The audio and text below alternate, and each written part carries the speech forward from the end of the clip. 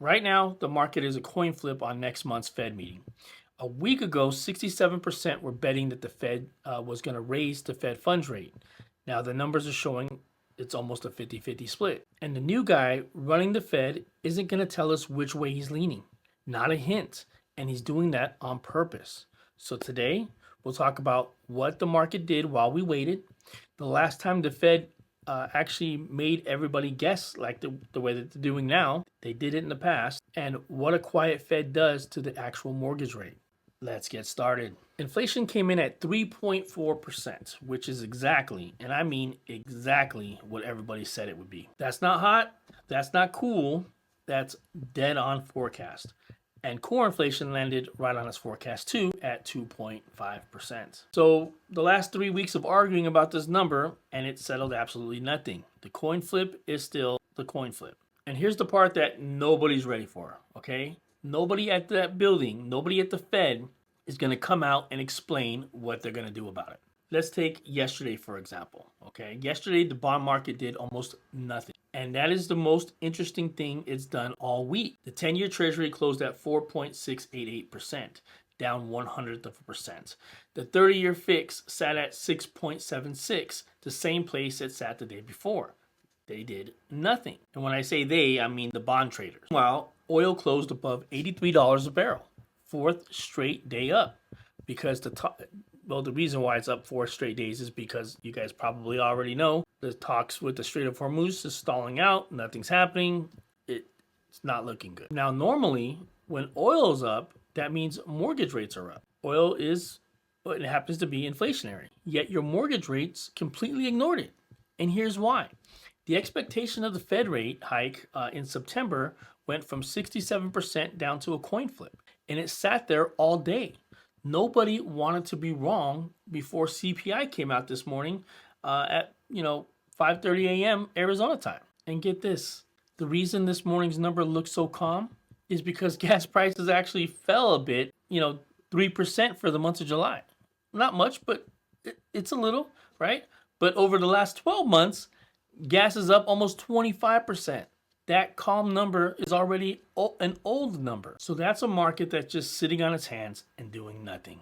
It has no idea what's coming. And that's honestly how the Fed used to govern. That's how it used to be back in the day. There was a time where the Federal Reserve didn't tell anybody anything. As a matter of fact, before 1994, the Fed never announced anything to the public. But that all changed on February 4th, 1994.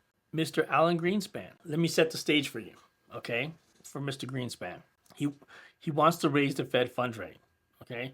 And it would be the first increase since 1989. And inflation isn't even high yet. So he's moving early. He's got a hunch. He's trying to get ahead of something that he thinks is coming. He's scared that nobody's going to understand why he's doing it. So he does something that the Fed has never done in its history. He puts out a statement the same day that he raises the Fed funds rate. He does it because he wants to avoid, quote, any misunderstanding, unquote. And what did he do? He took the Fed funds rate from 3% and bumped it up to 3.25%. And he explained his reasoning, why he did it. But it didn't matter. The bond market fell apart anyways. Worst year for bondholders since 1927.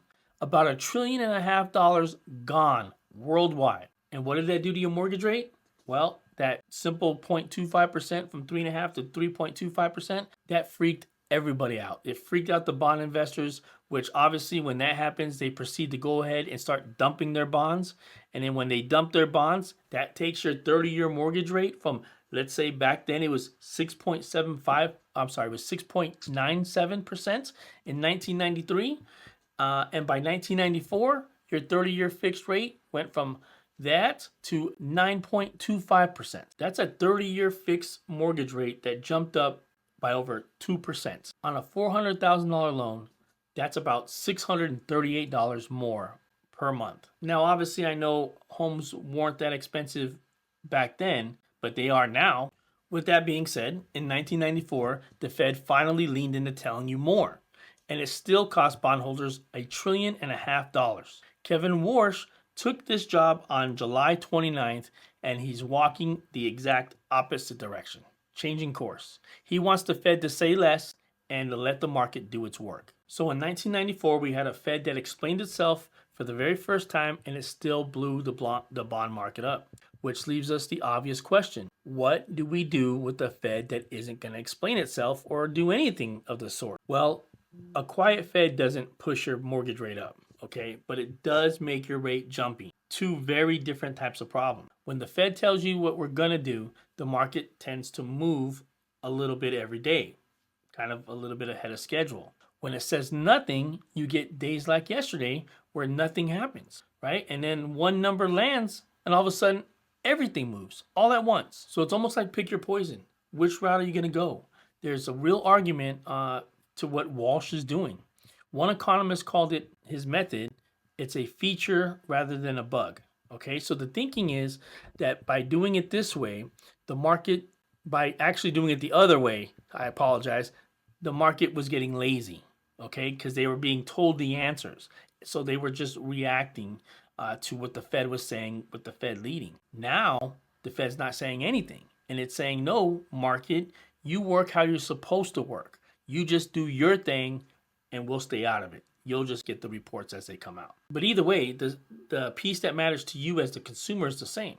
A rate quote, when it's jumpy like this, when rates are jumpy, they tend to have shorter shelf lives. Okay, so meaning what that means is what you got quoted last Friday, you might not be quoted today. So you definitely want to check with your mortgage loan officer to see, hey, do I still even qualify? If the rates went up, that might hurt you. Rates, obviously, if they go down, only helps everybody. And that takes me right back to those guys in 1994. The people who came out ahead in 1994 weren't the ones who guessed right with regards to the Fed's decision. And frankly, almost nobody guessed right, to be frank. Yet everybody was staring at the Fed that year. And I've been saying this multiple times, over and over again, the Fed is the wrong scoreboard to be looking at.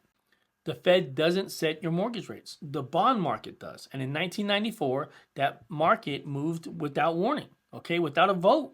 It moved without anybody asking for its permission. And that's where we are this morning. The number came out at 5:30 a.m. Arizona time, right? The Fed is not going to explain anything.